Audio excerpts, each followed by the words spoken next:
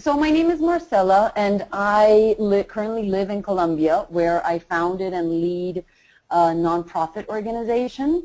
We're a volunteer organization, basically. We put people at the center of change and try to connect them to their power of making a difference through service leadership, their passion, and their innovation. These are all words that we've just heard both Matthew and Rachel mention, and they're critical to getting people involved, especially youth, engaged, and having them become lifelong citizens of service and volunteering in our communities.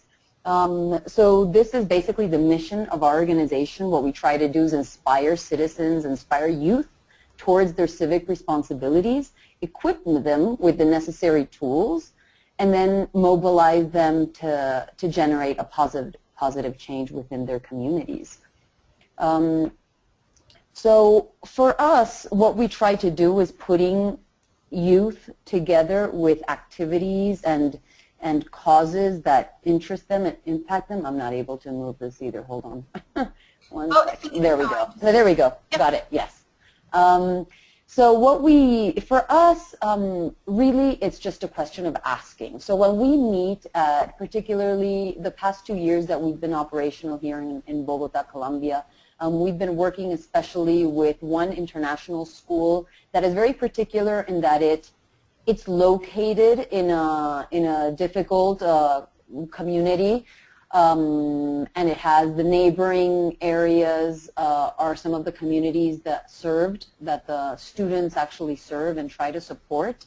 There's a sister school to this international school which offers a perfect place for our students to really give back to their neighbors and to their communities. So what we've done with the students is basically ask them.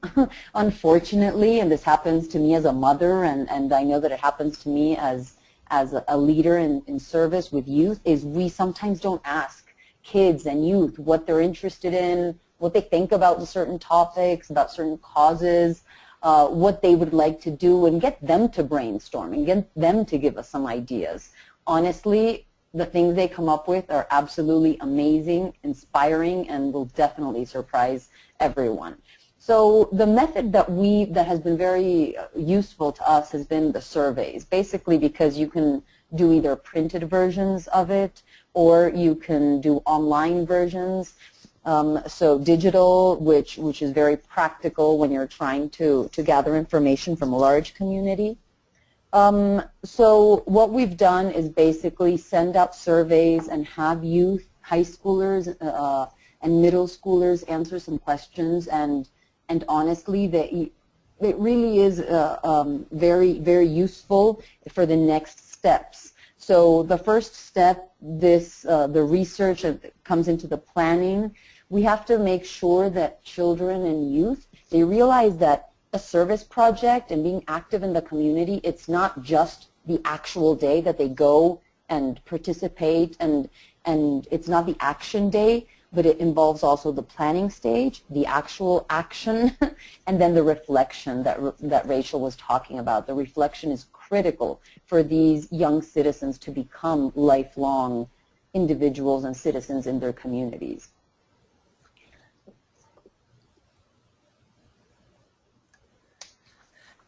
Let me see if I can get it to go. There we go.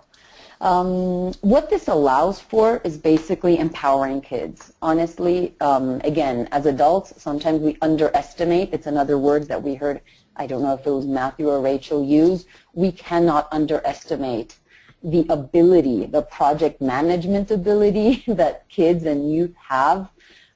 They are incredibly capable, and much more so than many times we realize. So empowering kids to take charge and lead the programs, it really does offer the program some continuity because they're excited and they're passionate, and it really, having done the research through the surveys, we're able to see what their interests are, and that ultimately empowers them and then offers that continuity for the programs. in our experience here at Hands-On, when we did a survey to a group of high schoolers, we were able to develop an after-school and extracurricular school clubs to the sister school, and it was truly amazing, the interests and the passions that these students have and that wanted to offer the community served. But at the same time, you need to make sure that the community served is recipient to that, is open to that. So what we did is we actually surveyed, and this all comes back to the research, the research that we need to do to identify community issues. We did a survey also to the community served. So to the sister school, we also surveyed the students and asked them what they would like. So these are students that come from very difficult neighborhoods and that need these after-school activities, obviously, to stay out of trouble. But it wasn't just a question of what the kids from the international school could offer them. It was what they wanted to receive. So it was amazing to really see that that connection there and see where they met and what could benefit both parties, both the volunteers and the community served. Some of the results, we also brought this program down to middle school. Like Matthew mentioned, usually many programs are sometimes geared to high schoolers. So we brought down a community service program to middle school, and they were basically, each grade level was offered a different action area. And the students were allowed to kind of go wild and free and kind of brainstorm and just move along and move forward and lead their own projects.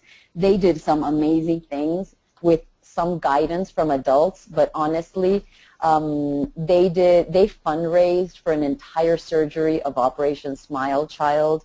They made a very professional institutional video for a nonprofit, which, I mean, you could honestly, it was just professional. It was edited, and the music and everything. I mean, it was just as professional as if that nonprofit would have hired an agency to make the video.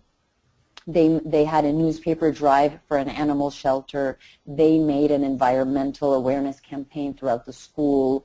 They did a toy drive for all the children at Operation Smile as well. They made a dollhouse out of recycled material for a medical center. They actually made a quilt for one of the girls that underwent an operation through Operation Smile. They each made a quilt patch, and then they assembled it and built an entire quilt for her. So these are very meaningful projects that, again, they will never forget and that will ensure that they are lifelong active citizens in their communities. So I think that's about it.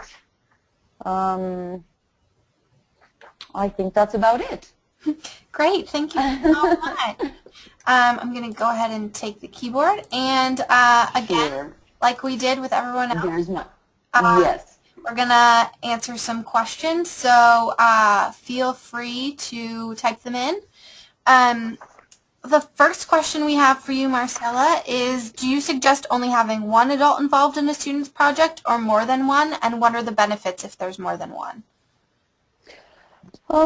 Honestly, the amount of adult supervision and guidance and leading that you need, it really depends on several factors. I would say the scope of the project, the action area, the actual students. I mean, the age of the students is critical. Obviously, at Rachel's classroom age of 8-year-olds, you definitely need a bit more guidance. And for older students, you wouldn't need to, you know, kind of offer them a listing of online sources for the research. I mean, also it depends on the actual adults that are supervising and that are leading. I mean, what type of experience they have leading service projects. Leading a service project, it requires a set of abilities and skills, and it really depends. We had parents help some of the activities, obviously, when students need to, you know, the transportation, so parents need to take charge there. But it really depends on the type of project. It's just flexible, I'd say. Sure, absolutely. And we've got a couple questions about the survey. So first of all, what type of questions did you ask? And second of all, would you be willing to share an example of that so that people could see sort of what that looked like and use it as an example for their own projects?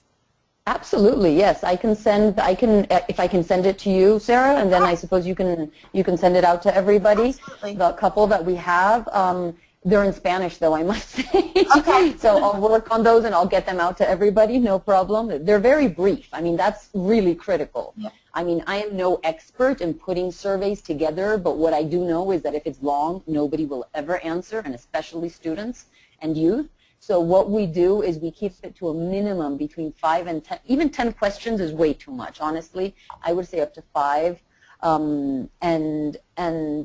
And to get an idea of where they are. And then it allows, obviously, for follow-ups.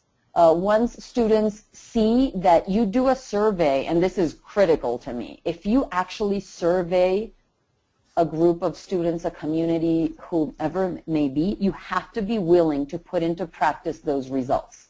So they have to see, whoever answered those questions have to see that something was done with the responses. And I think that is very important because many times we answer questions, surveys, and then you think they're just kept in a pile on someone's desk, and that can't be the case. You can actually make a small just a summary of what the findings were and share that with them, and then let them know what the follow-up will be to those survey results. Sure, absolutely. And I'll just ask you one final question, and then we'll send you the rest later. Do you have any advice for adults to help them give up control when they're working with youth? And also, can you comment on if it's okay for adults to give up control even if the youth don't meet some sort of expectation because it is a learning process? Yes, I think this, I'm going to give an example. We're leading, it's not necessarily youth, but it's a group of very, very young professionals. We have a service project that we've been managing for some time, and we were managing it directly. And I must say, we saw that it was kind of, I don't know, the interest was kind of not as high as we would have liked. And all of a sudden, when we as an organization kind of mentioned to the group of volunteers that we were taking a step back, we're still a very young organization, so obviously our manpower is limited. We said, look, we just don't have the time to manage this project. We're not sure where this is going to go. These group of volunteers, they've literally lifted this project off the ground, and now it's like the super project for Hands-On Bogota. I mean, they have put together a group of very talented volunteers, and they just take charge. So I think that once you're willing to kind of take that risk and step back a little bit, you'll see that, be it youth or even young professionals or any older volunteer as well, they will take charge.